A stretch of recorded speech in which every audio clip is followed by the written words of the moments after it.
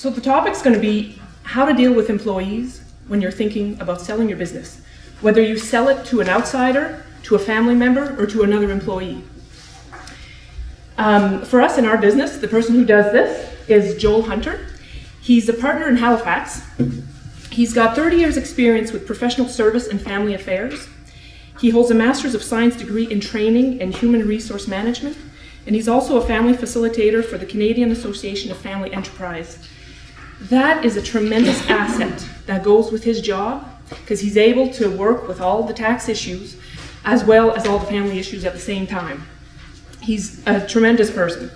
I always say he could talk to all family members at different levels, and he'd probably make you marry your ex-wife if it meant saving a lot of money. So, why should we consider employees? Many business owners have as much as 90% of their net worth tied up in their company. Turning this equity into a retirement fund can be a challenge. One rarely considered yet reliable and tax-friendly exit option is to sell the business to the people who know it best, the employees. We're going to take it back to the basics of employees, never mind if we're selling the business or not. An employee will ask themselves two basic questions. Do I know what is expected of me at work? And do I have the materials and equipment I need to do my work right? Without these two questions, you probably don't need employees, so everything else would not be too relevant. The next four questions are related to how employees feel they contribute to the business. So at work, do I have the opportunity to do what I do best every day? So we try to find the best people to do the best job. In the last 7 days, have I received recognition or praise for doing good work? It's human nature to know that you're doing a good job, so everybody likes feedback. Does my supervisor or someone at work seem to care about me as a person? And is there someone at work who encourages my development? Those questions are the most important for employees and where typically a manager will spend the most time on. The next set of questions is employee security. So do they feel like they belong there? Are they contributing? So at work, do my opinions seem to count? Does the mission purpose of my company make me feel that my job is important? Are my coworkers committed to doing quality work? And do I have a best friend at work? So is that why you're staying there? It's a couple of other questions that employees will ask themselves. The next two questions is where you're going to find your key employees. In the last 6 months, has someone at work talked to me about my progress? This last year, have I had opportunities at work to learn and grow? So your key employees get situated in here because they want to know where they've been and they want to know where they have to go to make his employment better. These 12 questions all relate to productivity, profitability, retention, and customer satisfaction.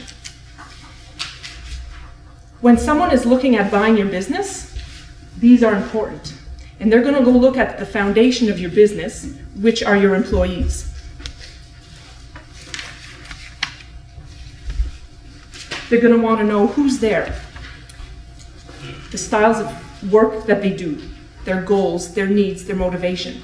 They have to know what they're getting themselves into.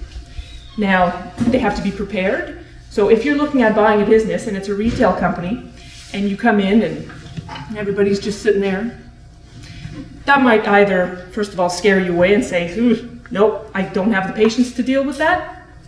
You move on. Or you might say, okay, they're all slouching like that, but I'm good at motivating people, so that doesn't scare me. But at least you're prepared to deal with who's there.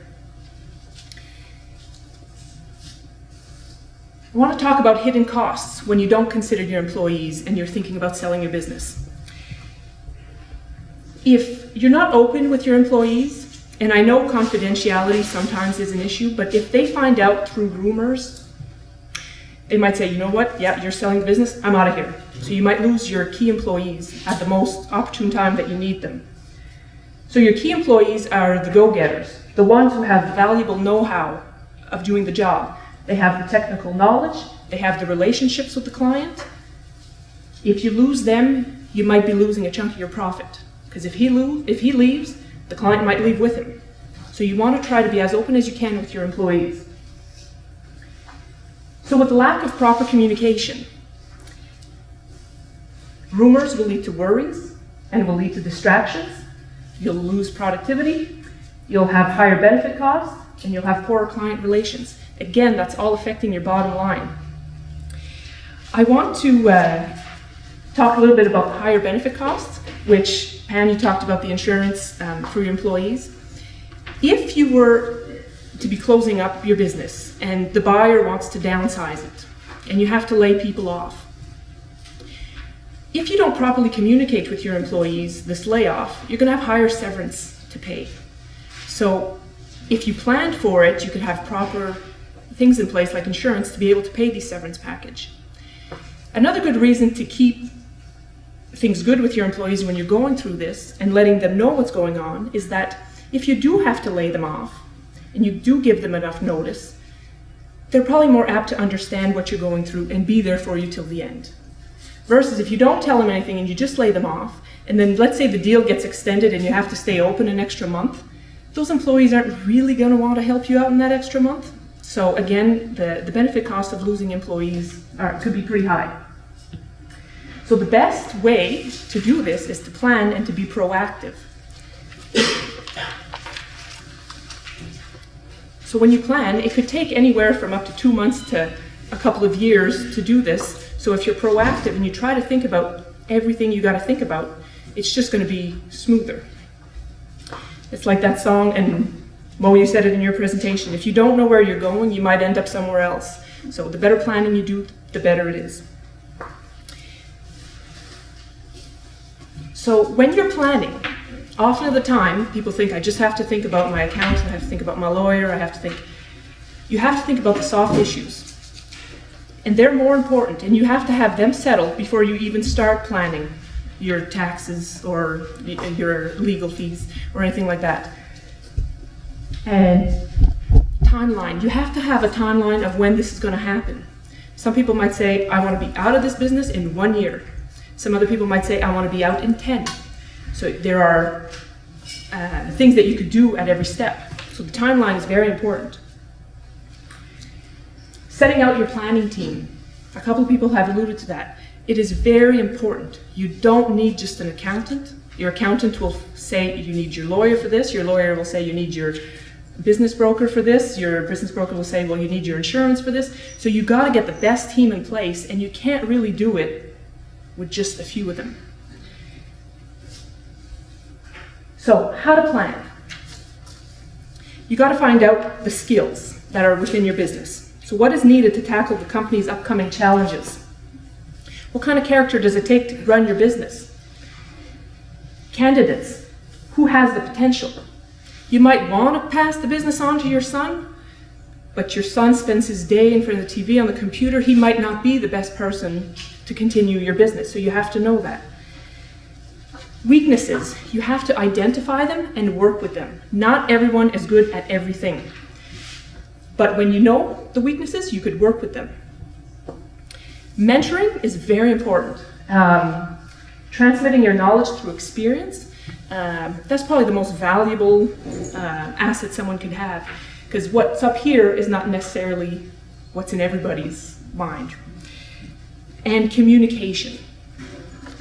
That's been said numerous times. So communication is probably the key to everything that you're doing. Your company is a living and collective entity, the success of which depends primarily on those who work there. The transition from owner to successor is a time of great fragility, uncertainty, and emotional turmoil for the company and its employees. So you want to make that as smooth as possible. And it's a matter of respect for both employees and the employer. So that's it. I probably brought us back on time.